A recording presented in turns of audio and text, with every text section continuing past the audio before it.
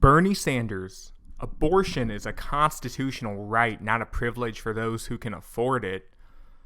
Wow, Bernie, I actually have a copy of the Constitution right here. Let's check out the amendments, aka the rights granted to citizens. Freedom of religion, press, and expression. Right to bear arms. Quartering of soldiers. Search and seizure. Trial and punishment. Compensation for takings. Long story short, I'm going through all of these, and I don't see a single thing granting you the right to an abortion. Not a single thing. Cue the Trump memes. Drop it! What's up, the internet? Today we're going to be looking at dumb things the left says, because God knows they say some stupid fucking things. Let's start out with the man's Twitter account. Any president has the authority to investigate corruption. The president himself released a transcript of the call. Now the Democrats have no evidence of a crime and no evidence of violating the law. This is a kangaroo court in the House, but it's going to go to the Senate. I mean, that does make sense. The president should investigate corruption, especially considering you've got little Hunter Biden running over to Ukraine along with Nancy Pelosi's son and several other prominent Democrat sons going over there to sit on boards and make $85,000 a month. That's a month while their parents are still in office. If you're telling me that's not some quid pro Joe, I don't know what is. But let's see. President Trump says that anyone should be able to investigate corruption. Let's see who fights him about this, because his Twitter account is always just a mine of leftist tears. Let's start out with this guy, Howard Foreman. When you obstruct Congress, no sane person can truly believe you are innocent. Only criminals, liars, and cheats obstruct access to information that should assuredly exculpate if they were innocent. Pompeo, Perry, Mulvaney, Giuliani, Bolton, and Kelly must testify and all documentary evidence provided, or resign. Let's first look at who Howard Foreman is.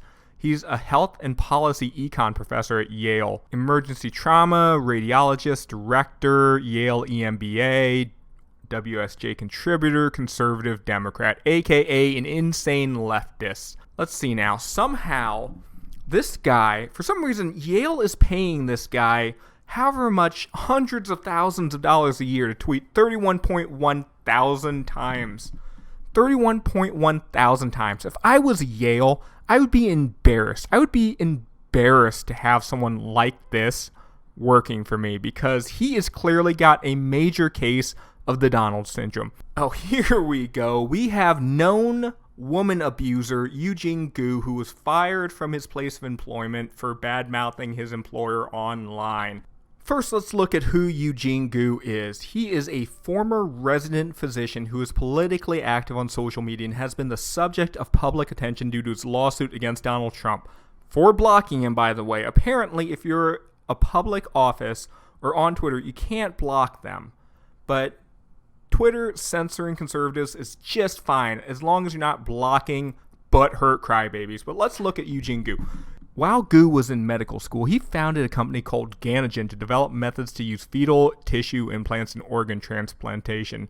Work at Ganogen had ceased when he started his residency in 2015, but in 2016 he was subpoenaed as CEO of the company by the U.S. House Select Investigative Panel on Planned Parenthood, following the Planned Parenthood 2015 undercover videos controversy. So basically he's being a piece of shit, but let's continue.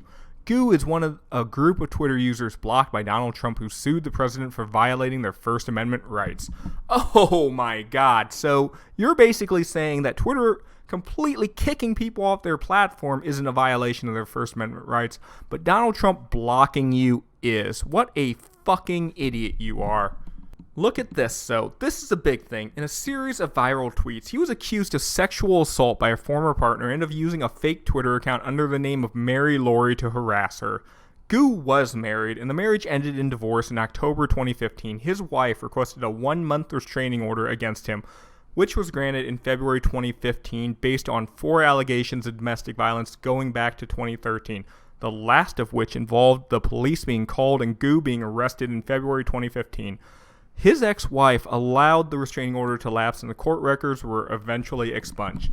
Guess what? This is a picture-perfect Democrat piece of shit, because every single one of these guys is just some angry little dude whose wife is cheating on him, and so he has to beat her because he's a piece of shit. Look at this guy.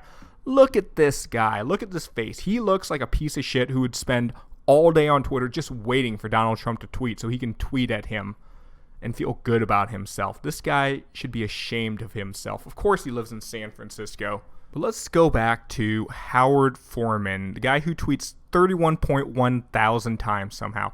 When you obstruct Congress. Well, let's see who else obstructed Congress. And by the way, Donald Trump didn't obstruct Congress. Every single person has a right to read the transcript. Even the president of the Ukraine is saying, hey, there was no quid pro quo. Why won't anyone listen to me? Well, because Democrats are insane.